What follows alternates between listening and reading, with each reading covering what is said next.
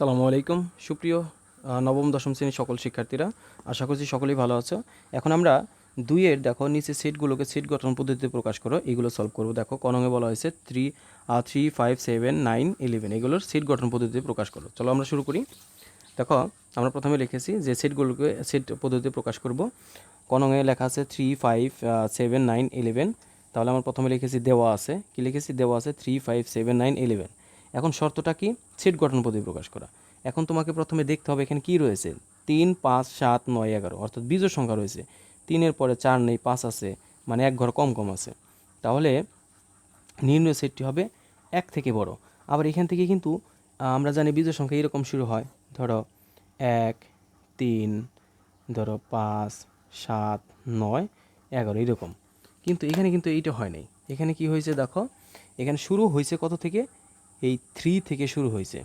তার মানে আমরা লিখতে পারি নির্ণয় সেটটি হবে এক থেকে বড়।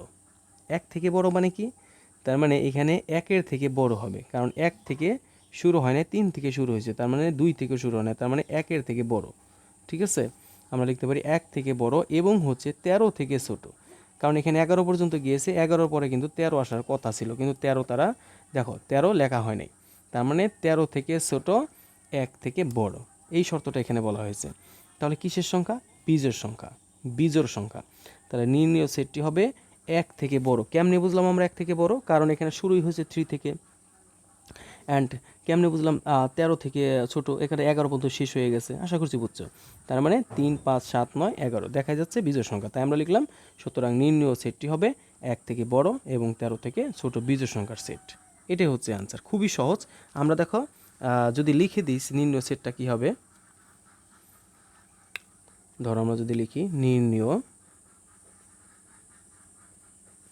সেট, নির্ণয় সেটটা কীরকম হবে, ধরো সমান, প্রথমে আমরা সেকেন্ড ব্র্যাকেট দিব, এক্স এলিমেন্ট, আমরা এক্স এলিমেন্ট দিলাম, এন, এন দ্বারা স্বাভাবিক সংখ্যা প্রকাশ করা হয়। এরপরে দেখো আমরা দিতে পারি এক্স কি সংখ্যা, বীজের সংখ্যা, এক্স বীজের সংখ্যা, এবং এই পাশে যেহেতু জায়গা স্বল্পতা আমরা এই পাশে লিখি, এবং 1 থেকে কি কিসের মান বড়, এক্সের স্বাভাবিক সংখ্যার মান বড়। এরপর আসো 13 থেকে কি, আবার 13 থেকে এক্স ছোট। তার মানে এক্সের মান দ্বারা আমরা হচ্ছে কি, এই যে উপাদানগুলো নির্দেশ করেছি, তার মানে এক্সের মান এই সংখ্যাগুলো যদি প্রকাশ করি তাহলে 1 থেকে বড় এইরকম, এই জন্য এই পাশে চিহ্ন দিয়েছি, আর 13 থেকে ছোট এই জন্য এই পাশে চিহ্ন দিয়েছি। ঠিক আছে, এইটাই হচ্ছে আমাদের ক নংয়ের আনসার। আশা করছি খুব সহজেই বুঝছো। দেখো এখন আমরা খ নং সলভ করব। খ নং কী বলা হয়েছে, 1, 2, 3, 5, 5 নেই, 1, 2, 3, 4, 6, 9, 12, 18, 36। অর্থাৎ হচ্ছে আমরা এই সংখ্যাগুলো দেখতে পাচ্ছি। দেখো আমরা প্রথমে লিখেছি দেওয়া আছে, কি দেওয়া আছে, দেওয়া আছে হচ্ছে 1, 2, 3, 4, 6, 9, 12, 18, 36। এখন এটা তোমাকে প্রথমে চিন্তা ভাবনা করতে হবে যে এটা আসলে কি হতে পারে, বিজোড় সংখ্যা, নো, বিজোড় সংখ্যা হলে তো 1, 3, 5, 7 থাকতো, জোড় সংখ্যা নো, তাহলে হয়তো 1, 2, 4, 6, 8, তাও না।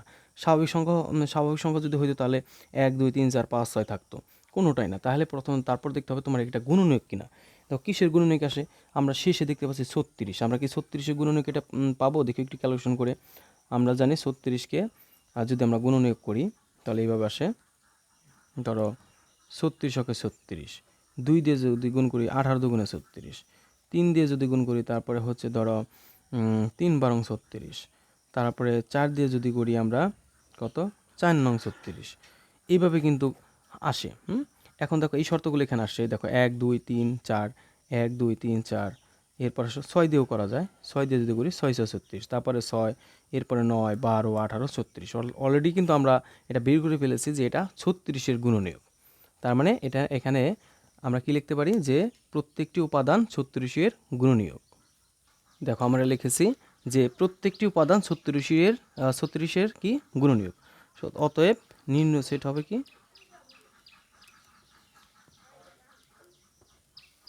অতএব নির্ণয় সেটটা এরকম হবে। ধর আমরা লিখতে পারি ব্র্যাকেট এক্স এলিমেন্ট এন যেন এক্স স্বাভাবিক সংখ্যা এক্স 36-এর কি গুণনীয়ক।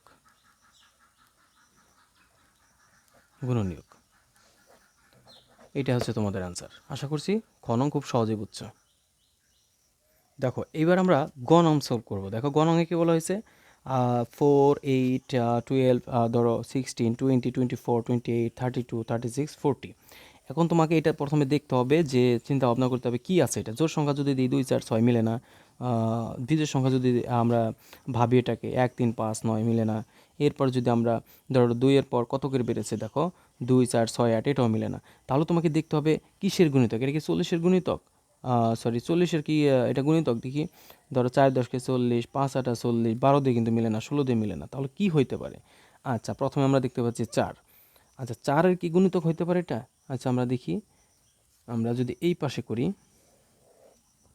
এটা কি 4-এর গুণিতক হতে পারে? ধরো 4 অক্ষে 4, 4 দুগুণা 8, 3 4 12, 4 4 16, 4 8 32, 4 9 36, 4 10 40। অলরেডি 4 8 12 16 20, 4 8 12 16, ও 4 5 20 দিনে আমরা এখানে 4 5 20।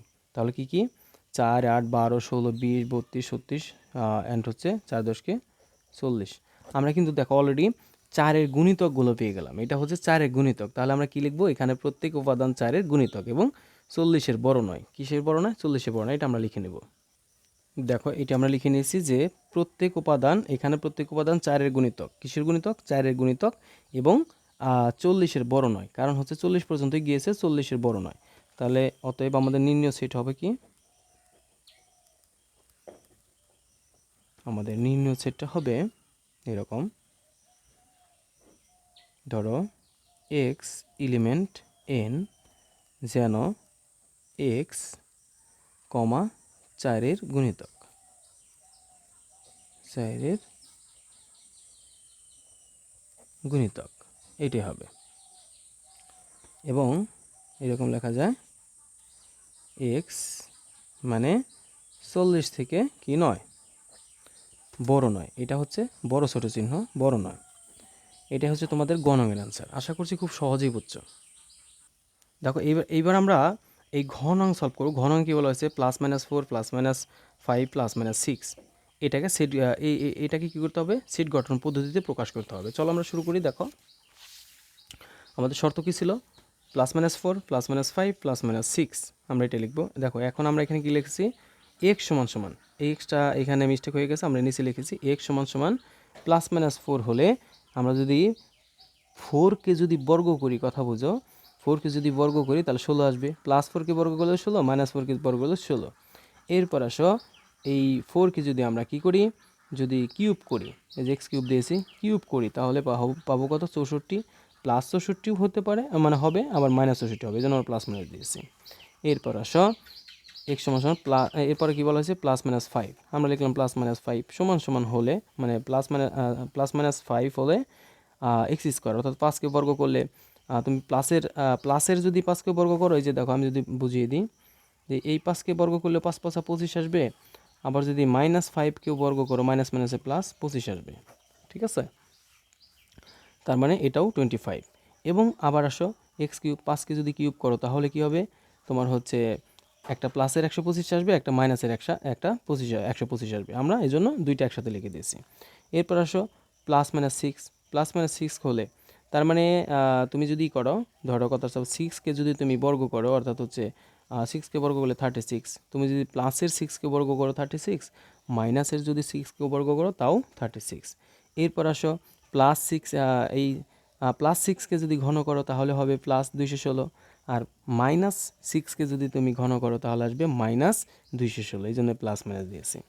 অর্থাৎ উপাদান সমূহের বর্গ 16 অপেক্ষা কি নয়, বড়, 16 অপেক্ষা বড় বা সমান, এবং ঘন 216 অপেক্ষা ছোট বা সমান হতে পারে, মানে হয়েছে আর কি, যে এই সেট অনুযায়ী আমরা তাই লিখছি। তাহলে আমাদের নির্ণয় সেটটা কী হবে, নির্ণয় সেটটা এরকম হবে, x element Z, x element Z যেন এক্স স্কোয়ার তোমার হচ্ছে এক্স স্কোয়ার নট বড় নট ছোট, মানে not greater than not less than, not is less than, মানে বড় হতে পারে ছোট হতে পারে 16 থেকে এই স্বাভাবিক সংখ্যার বর্গ। এরপর এবং ঘন কি হতে পারে 216 থেকে বড় হতে পারে ছোট হতে পারে, এটাই হচ্ছে আমাদের শর্ত। তো প্রিয় শিক্ষার্থীরা, আশা করছি খুব সহজেই বুঝছো। দেখো আমি আরও একবার শর্টকাটে তোমাদের বুঝিয়ে দিই। এখানে বলা হয়েছিল +-4 +-5 +-6, জাস্ট এইটাকেই ক্যালকুলেশন করা হয়েছে যে প্লাস মাইনাস একবার +4কে বর্গ করতে হবে, একবার -4কে বর্গ করতে হবে, একবার +4কে ঘন করতে হবে, একবার -4কে ঘন করতে হবে, এই জন্য প্লাস মাইনাস। এটাও তাই, এটাও তাই। সো প্রিয় শিক্ষার্থীরা, ভালো থাকো, সুস্থ থাকো, দেখা হচ্ছে নেক্সট পর্বে। আল্লাহ হাফেজ।